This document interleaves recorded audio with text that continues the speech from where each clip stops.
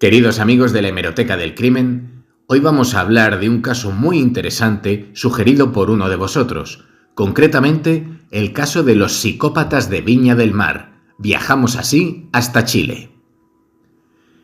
El caso de los psicópatas de Viña del Mar comprende los 10 asesinatos y 4 violaciones cometidas por los carabineros Jorge Sagredo Pizarro y Carlos Top Collins entre el 5 de agosto de 1980 y el 1 de noviembre de 1981 en la ciudad chilena de Viña del Mar.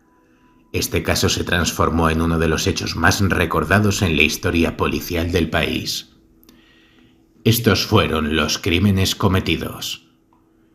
Homicidio de Enrique Gajardo Casales el 5 de agosto de 1980 en el Camino El Olivar. La historia comenzó el día que La Estrella de Valparaíso publicó en su portada que un vehículo modelo Austin Mini había quedado colgando en la plaza Bellamar, ubicada en Cerro Esperanza, a punto de precipitarse sobre la avenida España. 2 días después se encontró el cuerpo del dueño, el electricista Enrique Gajardo, asesinado. Homicidio de Alfredo Sánchez y violación de Luisa Fernanda Bole Basso el 12 de noviembre de 1980 en el sector del Estadio Sausalito. El médico Alfredo Sánchez y su novia, la enfermera Luisa, buscaban pasar un momento de intimidad cuando el Renault en el que estaba la pareja fue abordado por los 2 psicópatas. El médico fue sacado del auto y asesinado de 2 disparos en el tórax, mientras que su acompañante fue violada por los individuos. Homicidio de Fernando Lagunas y Delia González Apablaza. El 28 de febrero de 1981, al terminar el Festival de Viña, la pareja compuesta por Fernando Lagunas Alfaro y la prostituta Delia González Apablaza fueron sorprendidos por los psicópatas en el estero Marga Marga, siendo ambos asesinados por 3 balas cada uno, falleciendo en el acto. Fernando era hermano del periodista, militante socialista y presidente regional del Colegio de la Orden, Manuel Lagunas. Homicidio de Luis Morales. El 25 de mayo de 1981, en el Camino Granadilla, los psicópatas abordan un taxi conducido por Luis Morales. Al llegar a la altura de Granadillas, Sergio le dijo a Morales que se detuviese y cambiara de asiento con Top Collins para que él condujese. El taxista accedió, pero luego se puso nervioso al ver los guantes de Top, por lo que éste le disparó por la espalda, lo bajaron del automóvil y Collins le pegó otro balazo, dejando el cuerpo abandonado en un basurero. Tras esto se repartieron el dinero del taxista y condujeron su automóvil.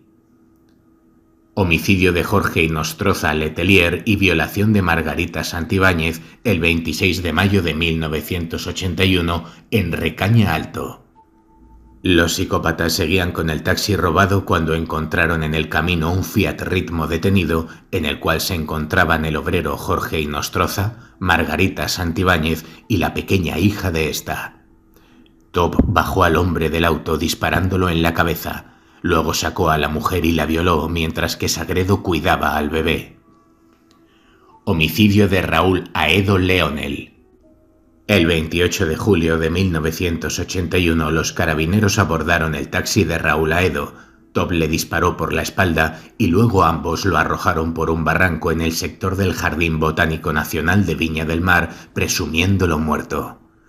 Mientras el taxista volvía a subir el barranco, Sagredo lo mató con otro disparo. Homicidio de Óscar Noguera Inostroza y violación de Ana María Riveros Contreras en la Cuesta El Pangal. Ese mismo 28 de julio, los psicópatas detuvieron un Subaru 600 conducido por Ana María Riveros, en el cual estaba Óscar Noguera. Top Collins sacó al hombre, se lo llevó a una esquina y lo asesinó con 2 disparos con una Colt especial calibre 38, mientras que Sagredo violó en el asiento trasero del auto a Riveros. Top Collins intentó agredirla sexualmente sin lograrlo. Homicidio de Jaime Ventura Córdoba y homicidio y violación de Roxana Venegas Reyes.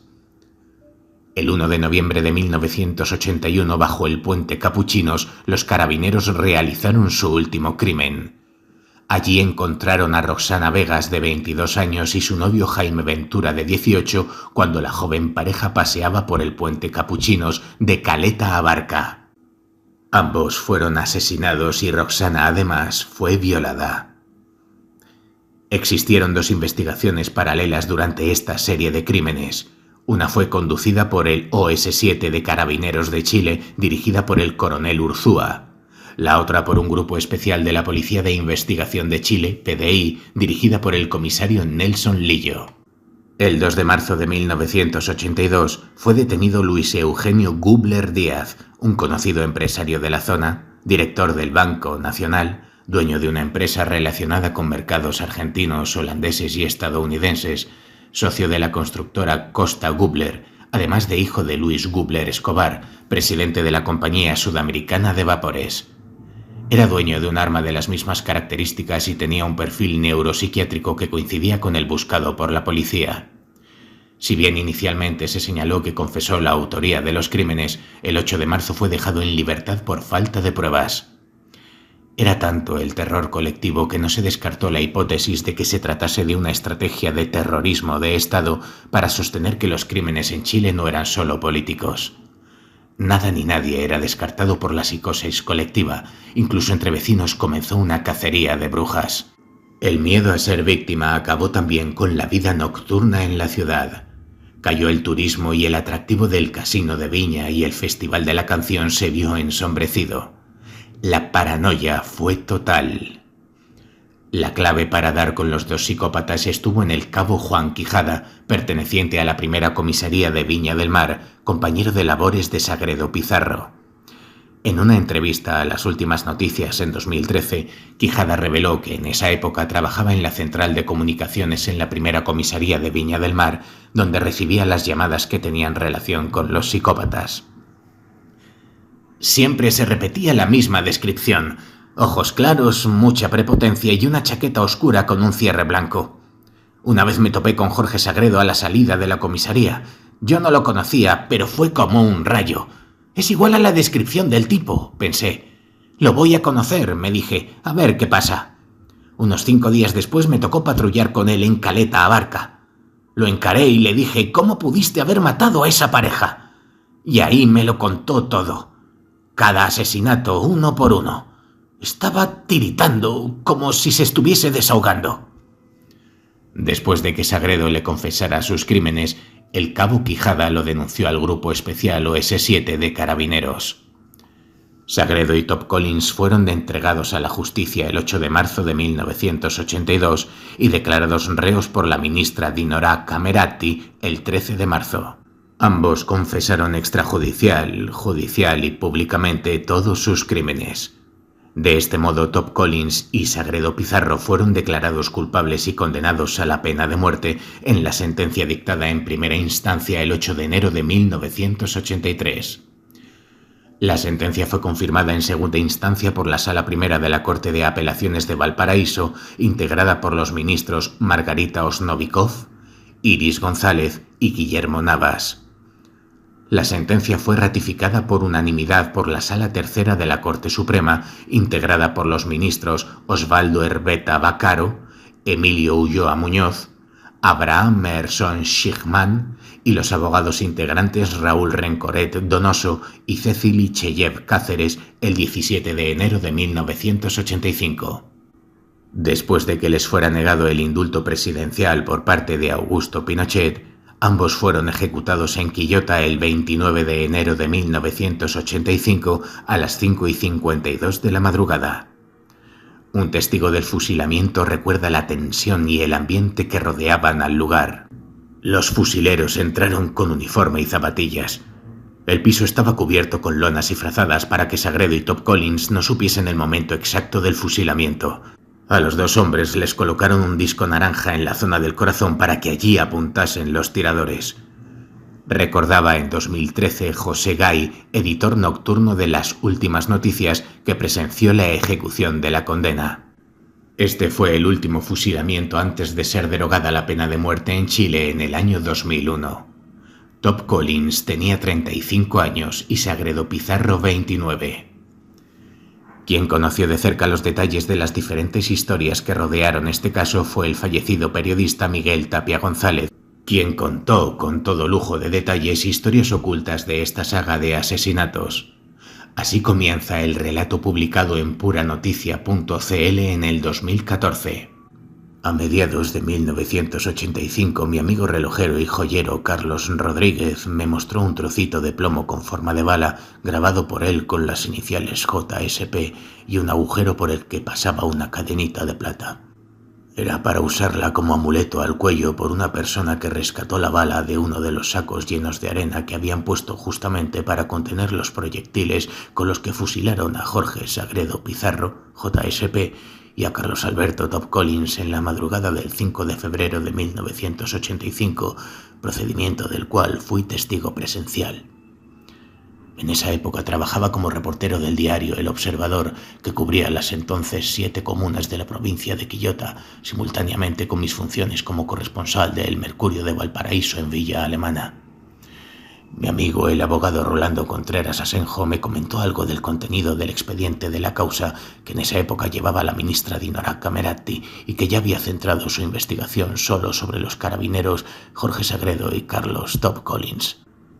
Contreras me relató que entre las miles de hojas que contenía el expediente le asombró ver una fotografía de Sagredo sentado en un local nocturno abrazado con Luis Gubler Díaz, primer inculpado sobre quien pesaba una pesada batería de pruebas.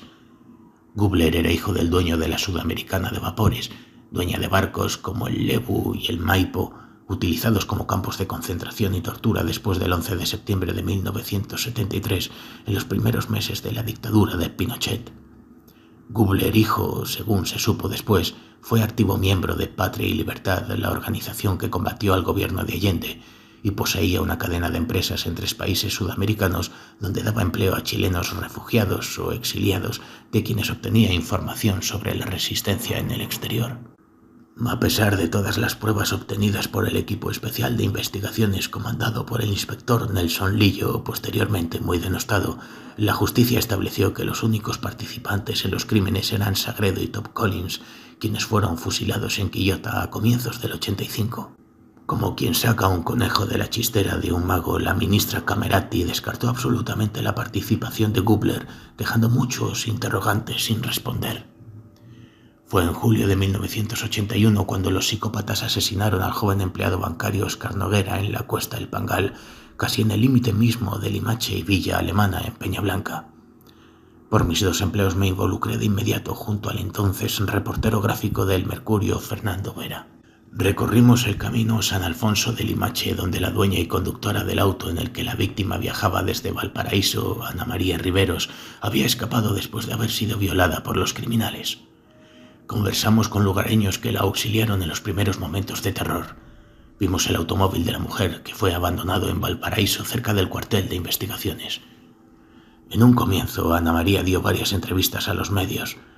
Fue una de quienes reconoció a Luis Gubler como su agresor durante la prueba en que hicieron al sospechoso conducir, con ella como copiloto, el mismo auto en que fue secuestrada después del homicidio de su acompañante. Dijo haber reconocido la forma de tomar el volante, de girarlo, de bajar el vidrio de la ventanilla, de hacer los cambios. Más tarde se repitió la prueba con Sagredo, sin resultados. La mujer, entonces de poco más de 30 años, protestó mucho cuando dejaron a Gubler libre de toda acusación. Después cayó y desapareció. Otro detalle que observamos sigue siendo un secreto para el reportero Vera y yo. Cuando la brigada de Nelson Lillo detuvo a Luis Gubler Díaz, fijó su cuartel en el recinto de investigaciones de Limache, donde centró todas sus diligencias. Una de las tardes que permanecí en guardia con mi amigo Vera, vimos ingresar un vehículo policial con una niña y un niño de unos 11 años, disfrazados de payasos. Un par de horas después salió el mismo vehículo con los niños y regresó sin ellos. 2 años después, en Villa Alemana, Vera encontró un circo pobre en el paradero 8. Consultó al dueño, quien reconoció que fueron sus 2 hijitos quienes se prestaron para la representación. Le explicó, nos pidieron ayuda, los vestimos con sus ropas de payasos, los llevaron y les tomaron fotos con Luis Gubler. Nunca supimos para qué.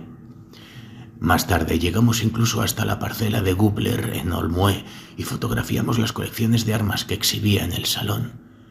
Después el lugar fue ocupado por el alcalde de esa comuna designado por Pinochet, Jorge Thompson Garrote, coronel de carabineros que había sido miembro de los organismos de represión de la dictadura y fue suegro del propio Gubler. Este último, una vez que fue libre, se fue al extranjero y murió de cáncer en abril de 2005 en Chile. Descartada por la justicia la participación de Gubler en los crímenes, se mantuvo en la región un clima de turbulenta desconfianza.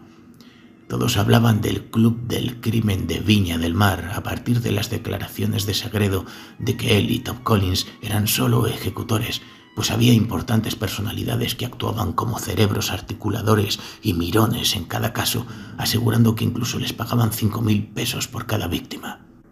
Se daban muchos nombres, incluyendo los hijos del prestigioso cirujano Jorge Kaplan, de un empresario de apellido Andraca y de un hermano del dictador, Arturo Pinochet.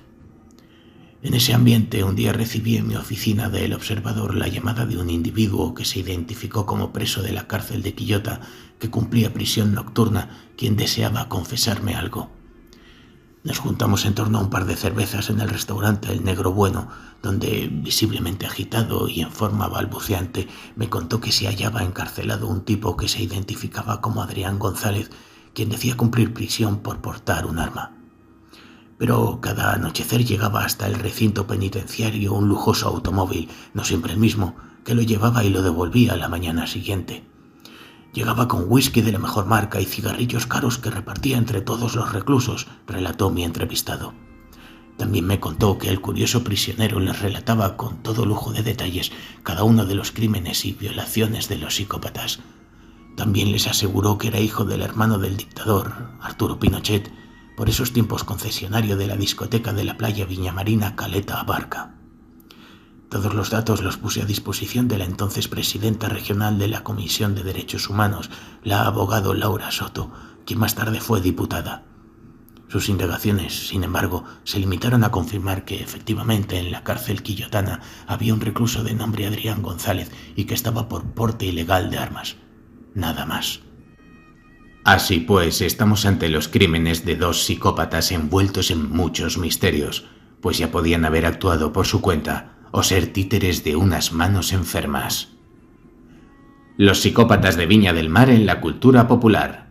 Durante 2013 y 2014, Canal 13 emitió una telenovela llamada Secretos en el Jardín, basada en este caso.